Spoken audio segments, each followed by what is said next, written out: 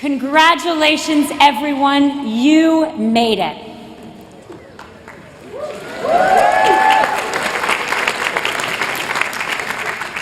And I don't mean to the end of college, I mean to class day. Because if memory served, some of your classmates had too many scorpion bowls at the Kong last night and aren't with us today.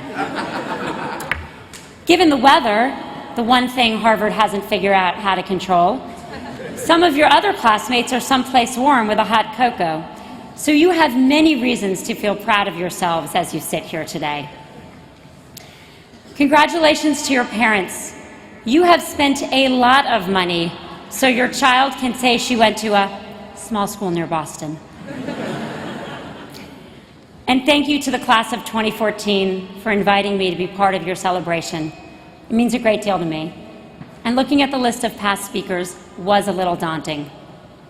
I can't be as funny as Amy Poehler, but I'm going to be funnier than Mother Teresa.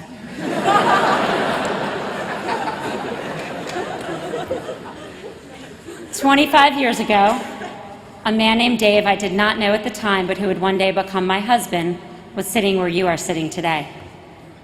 23 years ago, I was sitting where you are sitting today. Dave and I are back this weekend with our amazing son and daughter to celebrate his reunion. And we both share the same sentiment. Harvard has a good basketball team. Standing here in the yard brings memories flooding back for me. I arrived here from Miami in the fall of 1987 with big hopes and even bigger hair. I was assigned to live in one of Harvard's historic monuments to great architecture, Canada. My go-to outfit, and I'm not making this up, was a jean skirt, white leg warmers and sneakers, and a Florida sweatshirt. Because my parents, who were here with me then as they're here with me now, told me everyone would think it was awesome that I was from Florida. At least we didn't have Instagram.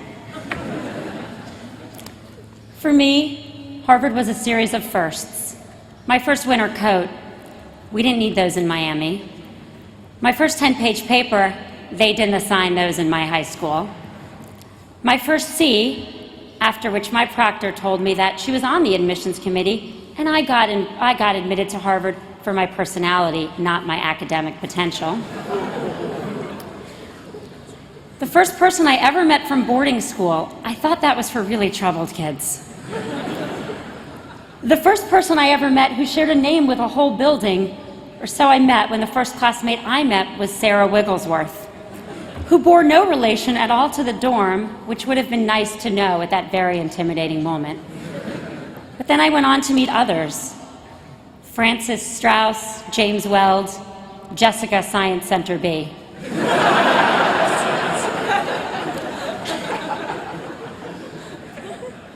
My first love, my first heartbreak, the first time I realized I loved to learn, and the first and very last time I saw anyone read anything in Latin. When I sat in your seat all those years ago, I knew exactly where I was headed. I had it all planned out. I was going to the World Bank to work on global poverty, then I would go to law school, then I would spend my life working in a nonprofit or in the government.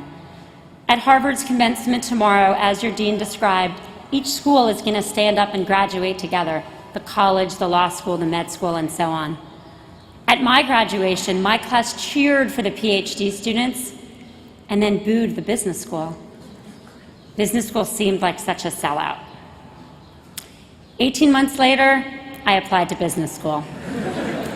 It wasn't that I was wrong about what I would do decades after graduating. I had it wrong a year and a half later. And even if I could have predicted I would one day work in the private sector, I never could have predicted Facebook because there was no internet.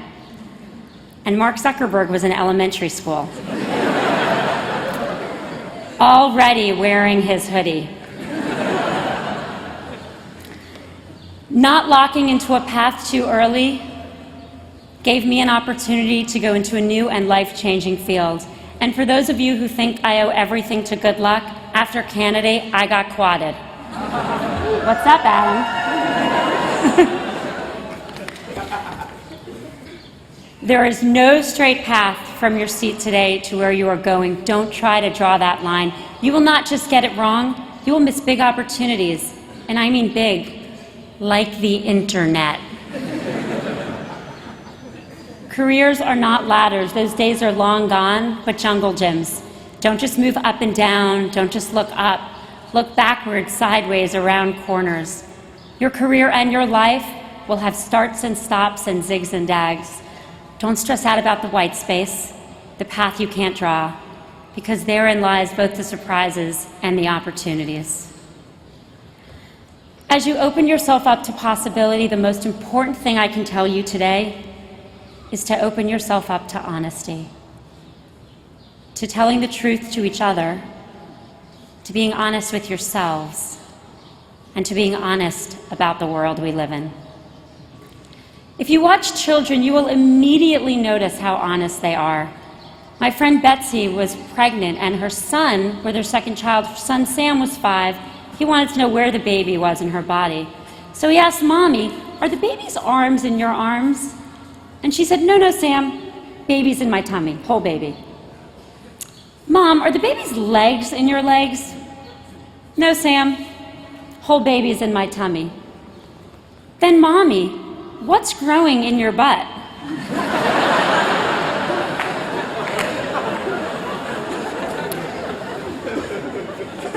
As adults, we are almost never this honest, and that can be a very good thing. When I was pregnant with our first child, I asked my husband Dave if my butt was getting big. At first he didn't answer, but I pressed, so he said, "Yeah, a little."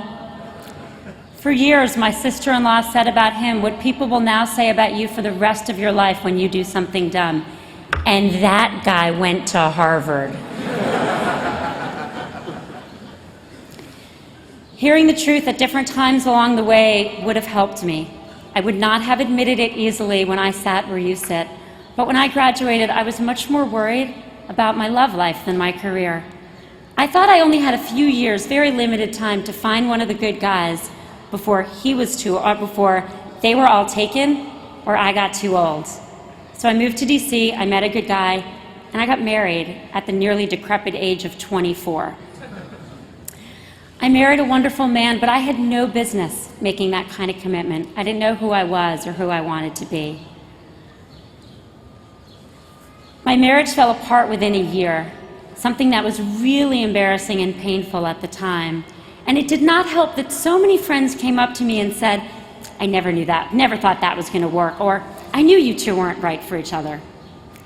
No one had managed to say anything like that to me before I marched down an aisle when it would have been far more useful. And as I lived through those painful months of separation and divorce, boy, did I wish they had. And boy, did I wish I had asked them. At the same time in my professional life, someone did speak up. My first boss out of college was Lant Pritchett, an economist who teaches at the Kennedy School, who's here with us today. After I deferred law school for the second time, Lant sat me down and said, "I don't think you should go to law school at all. I don't think you want to go to law school. I think you should because you told your parents you would many years ago." He noted that he had never once heard me talk about the law with any interest. I know how hard it can be to be honest with each other, even your closest friends, even when they're about to make serious mistakes. But I bet sitting here today, you know your closest friends' strengths, weaknesses, what cliff they might drive off. And I bet for the most part, you've never told them. And they've never asked. Ask them. Ask them for the truth because it will help you. And when they answer honestly, know that that's what makes them real friends. Asking for feedback is a really important habit to get into as you leave the structure of the school calendar and exams and grades behind. On many jobs, if you want to know how you're doing, you're going to have to ask, and then you're going to have to listen without getting defensive. Take it from me, listening to criticism is never fun, but it's the only way we can improve. A few years ago, Mark Zuckerberg decided he wanted to learn Chinese. And in order to practice, he started trying to have work meetings with some of our Facebook colleagues who are native speakers. Now, you would think his very limited language skills would keep these conversations from being useful. One day he asked a woman who was there how it was going. How did she like Facebook? She answered with a long and pretty complicated sentence. So he said, simpler, please. She spoke again. Simpler, please. This went back and forth a couple of times till she just blurted out in frustration, "My manager is bad." That he understood. So often the truth is sacrificed to conflict avoidance, or by the time we speak the truth, we've used so many caveats and preambles that the message totally gets lost. So as you ask each other for the truth and other people, can you elicit it in simple and clear language? And when you speak your truth, can you use simple and clear language?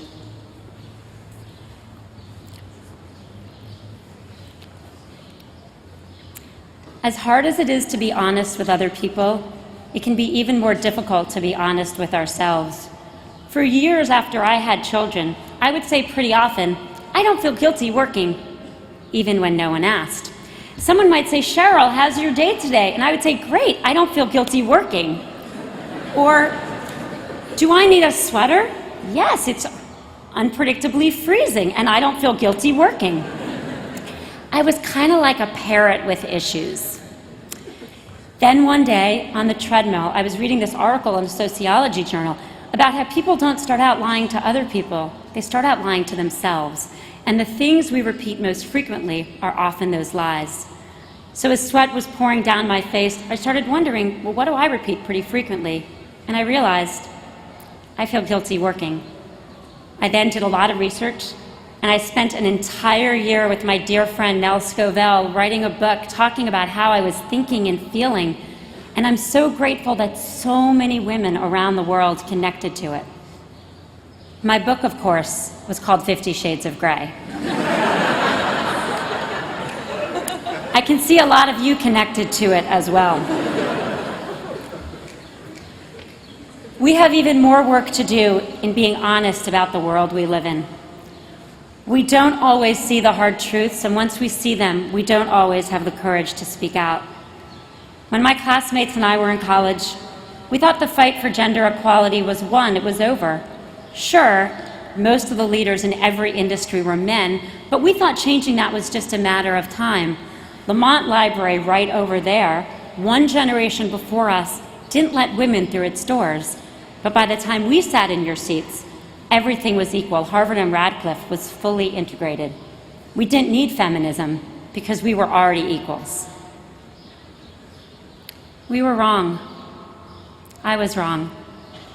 The world was not equal then, and it is not equal now.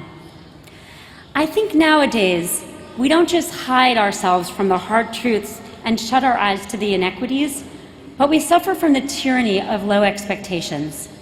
In the last election cycle in the United States, women won 20% of the Senate seats. And all the headlines kept screaming out, "Women take over the Senate, women take over the Senate." I felt like screaming back, "Wait a minute, everyone.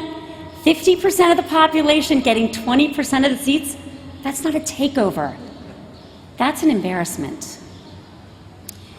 Just a few months ago, this year, a very well-respected and well-known business executive in Silicon Valley invited me to give a speech to his club on social media. I'd been to this club a few months before when I had been invited for a friend's birthday. It was a beautiful building, and I was wandering around, looking at it, looking for the women's room, when a staff member informed me very firmly that the ladies' room was over there, and I should be sure not to go upstairs because women are never allowed in this building. I didn't realize I was in an all-male club until that minute. I spent the rest of the night wondering what I was doing there, wondering what everyone else was doing there, wondering if any of my friends in San Francisco would invite me to a party at a club that didn't allow blacks or Jews or Asians or gays. Being invited to give a business speech at this club hit me as even more egregious because you couldn't claim that it was only social, business wasn't done there. My first thought was, really? Really? A year after Lean In, this dude thought it was a good idea to invite me to give a speech to his literal all-boys club. And he wasn't alone. There was an entire committee of well-respected businessmen who joined him in issuing this kind invitation. To paraphrase Groucho Marx, and don't worry, I won't try to do the voice, I don't want to speak at any club that won't have me as a member. So I said no, and I did it in a way I probably wouldn't have even 5 years before. I wrote a long and passionate email arguing that they should change their policies. They thanked me for my prompt response and wrote that perhaps things will eventually change. Our expectations are too low. Eventually needs to become immediately.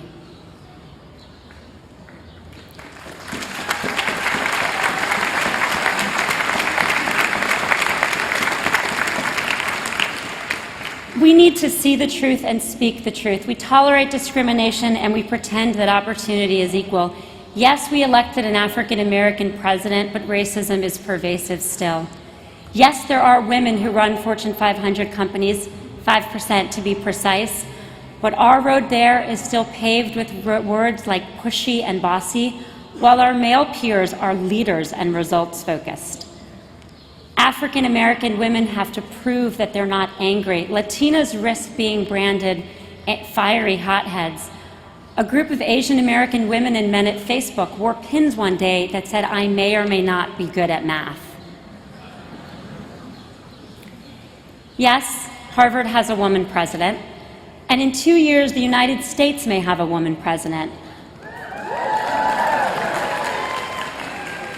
But in order to get there, Hillary Clinton is going to have to overcome two very real obstacles: unknown and often ununderstood gender bias, and even worse, a degree from Yale.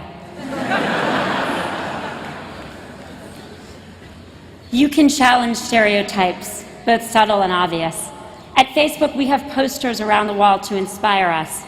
Done is better than perfect. Fortune favors the bold. What would you do if you weren't afraid?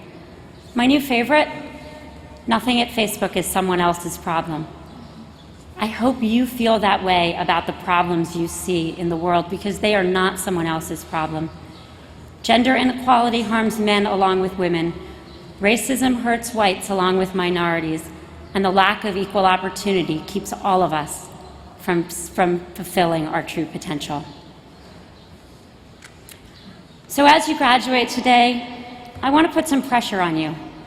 I want to put some pressure on you to acknowledge the hard truths, not shy away from them, and when you see them, to address them. The first time I spoke out about what it was like to be a woman in the workforce was less than 5 years ago. That means that for 18 years, from where you sit to where I stand, my silence implied that everything was okay. You can do better than I did, and I mean that so sincerely. At the same time, I want to take some pressure off you. Sitting here today, you don't have to know what career you want or how to get the career you might want. Leaning in does not mean your path will be straight or smooth, and most people who make great contributions start way later than Mark Zuckerberg. Find a jungle gym you want to play on and start climbing. Not only will you figure out what you want to do eventually, but once you do, you will crush it. Looking at you all here today, I'm filled with hope. All of you were admitted to a small school near Boston, either for your academic potential, your personality, or both. You've had your firsts, whether it's a winter coat, a love, or a C. You've learned more about who you are and who you want to be. And most importantly, you've experienced the power of community. You know that while you are extraordinary on your own, we are all stronger and can be louder together. I know that you will never forget Harvard. And Harvard will never forget you, especially during the next fundraising drive. Tomorrow, you all become part of a lifelong community, which offers truly great opportunity and therefore comes with real obligation. You can make the world fairer for everyone. Expect honesty from yourself and each other. demand and create truly equal opportunity. Not eventually, but now. And tomorrow, by the way, you get something Mark Zuckerberg does not have, a Harvard degree. Congratulations, everyone.